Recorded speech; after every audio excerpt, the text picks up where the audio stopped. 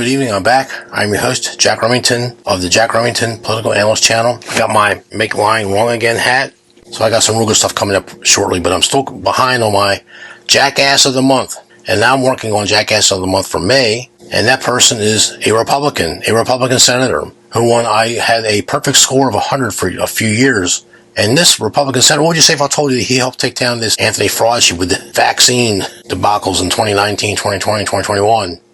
Okay, this senator, who's actually a medical doctor, but what would you say if I told you he was a medical doctor? Huh? And it was real hard for people to push back against a medical doctor that was like, Dr. Fauci's a medical doctor. What would you say if I told you that this senator has seen literally 8 times the patients practicing physician than your Fauci guy who worked for government? The highest paid civil servant is Anthony Fauci, but I call him Anthony Fauci.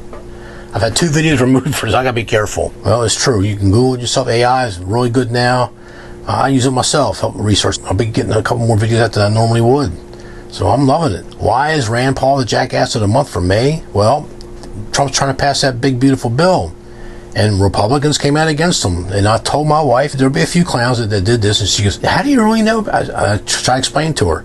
The Republicans don't want Trump either. Especially now. Why? Doge. They stopped their grift. What, do you think that just the Democrats are stealing? The Republicans are too. Come on. I'm a Republican. It hurts me to do this to my fellow Republicans. They're freaking doing it too. Now they got to live off their salary, which is $187,000. It's still in the top 1% of the world. Okay, just trust me on that. We'll just use 200,000 as a flat number, with their per diems and other things they don't have to report. They got to live off that $200,000 a year salary. Do you think they can do that? How many Americans do you know that just can't live within their means? Almost everybody. So it applies to them too. Instead of sending their sons and daughter to public school, they send them to private school. The more it costs and the more bragging rights they get. I mean, that's how that works when you're dealing with these people, folks. So now they got to live within their means, and they're all mad at Trump. I'm telling you, when I say in the other videos that Trump will be impeached, they're going to say is the illegal alien, the ICE raids, and the terror. They'll dream up a bunch of stuff for the public to chomp on and throw the bones out there. But there's only one reason why they want Donald Trump gone, and that reason is he stopped their grift. They can't steal anymore your tax money, and that made Donald Trump a dead man. They want him gone so bad, and they were afraid of him. Now, after all these years, I know why they hated him back in 2015 when he announced his presidency. They had in the front of their mind, this guy could stop our grift because he's not one of us. He's an outsider, and he has been the outsider, and he's still the outsider.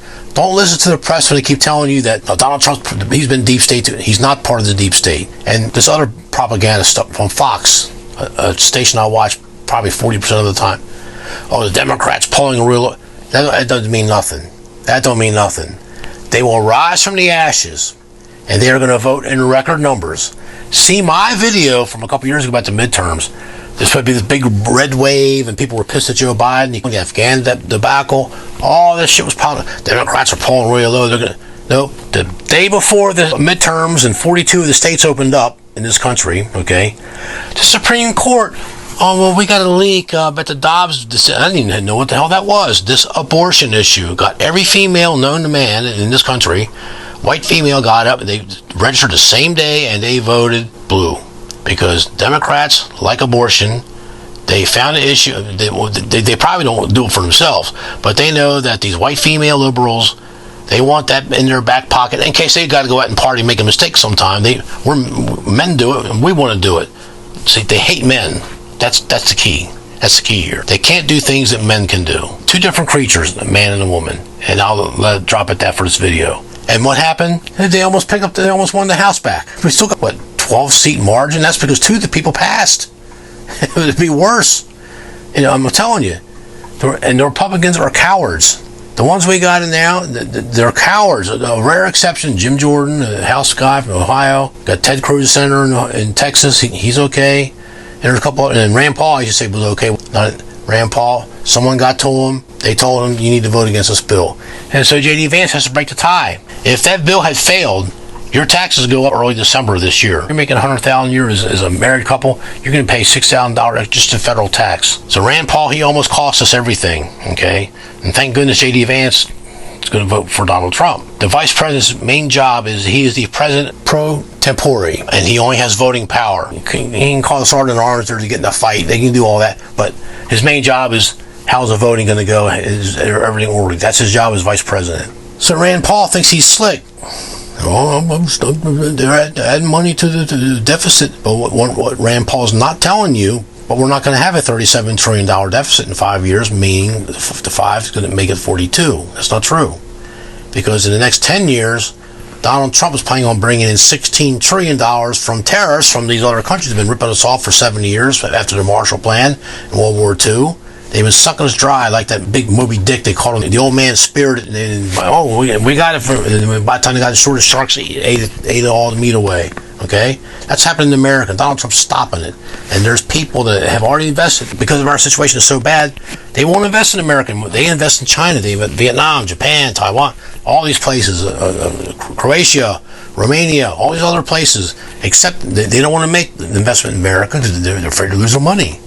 Which is partially understandable. When you get a man like Donald Trump, who's a businessman, who knows, hey, look, we're all going to lose our money, and the inflation is going to be like Weimar Republic in World War I.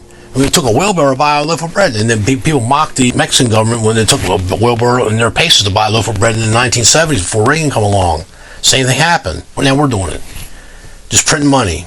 Okay, it's got to stop. And I'm not a finance major, although I do trade stock options on a professional level. People say I should use those credentials, but I'm not going to. I'm just here to tell you that I think Donald Trump is more right than wrong. I'm going to take a chance on the tariffs. So let's watch some Rand Paul, and then we'll have a commentary at the end. Take a look. Who are the two Republicans who voted against Trump's big, beautiful bill? Senators Rand Paul and Thom Tillis broke with their party and voted no against the bill. Paul opposed the bill over concerns about adding $5 trillion to the national debt. His commitment to fiscal conservatism and his belief that the bill fails to adequately address the nation's rising debt through meaningful spending cuts led him to vote against it, calling it a big, not-so-beautiful bill on the Senate floor. Tillis denounced Trump's bill, saying it would strip $38.9 billion in federal Medicaid funding from his home state. Republicans are about to make a mistake on healthcare and betraying a promise, he said on the Senate floor on June 29th. With thin margins and opposition from Democrats, a final Senate vote is expected once the Senate vote-o-rama takes place, after which it will head to the House, where House GOP leaders are preparing to vote as early as July 2nd. What do you think about Trump's big, beautiful bill advancing from the Senate? Let us know in the comments. Breaking news out of Washington, D.C., the Senate passing President Trump's big, beautiful bill after a 50-50 vote. Vice President J.D. Vance breaking the tie. Senator Susan Collins voting against the amended version after expressing concerns about the impact of Medicaid cuts on rural hospitals. The bill next goes back to the House, where Speaker Mike Johnson of Louisiana warned of big revisions from his chamber's version. If Trump brings in this money that he thinks he's going to bring in, and so far he's doing it. Japan just signed that deal the other day. I mean, this is a historic thing that's happening. I mean, Great Britain signed about a month ago. I mean, he's getting countries that got a little bit of cash, and I know they all got it from us, but we're getting it back. Just think of it that way. Okay, you loan somebody $1,000 and they didn't pay it for 10 years, and now you shamed them. And I've gotten some muscles in the last 10 years, and I'm a foot bigger than you now, and built up my military. I'm going to beat the you-know-what out of you if you don't pay me. I mean, I hate to word it like that, but that's pretty much what Trump probably did with some of these countries. And Trump can be a hard negotiator. He didn't get to be Donald Trump by being a nice guy. I didn't vote for a nice guy. Donald Trump, he means what he says and says what he means, and he sticks his foot in his mouth, and he goes off the handle, and he says dumb things, and he goes on and on sometimes. But you know what? And he's 79 years old, and he's out working everybody. The greatest president in American history is Donald John Trump, and you'll never convince me otherwise. Even if he's on the Epstein list. I got a big video coming out about this whole Epstein saga, and you will be pleased with that video. It'll be one of my better ones, and it'll have more logical sense, even just by default. This should be a no-brainer, but people want him to be on the list. We'll talk about that too.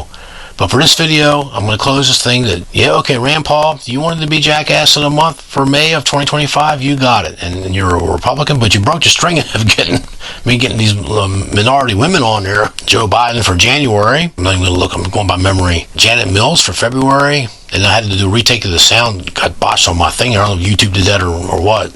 I still got the same equipment that I always had. It's strange how that sound thing went away. So March, it was Jasmine Crockett. April was Leticia James. She's our first repeat Jackass of the Month winner. I mean, I'm loving it. And May, hey, we got a white Anglo-Saxon Protestant male, the son of a great guy. I mean, I voted for his father. His father won that primary against Mitt Romney, but we got our recount. Mitt Romney, he won by a hair, some next to nothing margin, and Ron Paul, he was out. Why? Why was Ron Paul out? I'll maybe stick this in here. It's my channel. He said 2 curse words that make the Democrats want to go to war, like they did in 1869, and they're going to go to war again right now. You know what those 2 words are? No, not the N word, or not the B word for women, or abortion. None of that. The 2 curse words the Democrats will stab you in a second. Smaller government.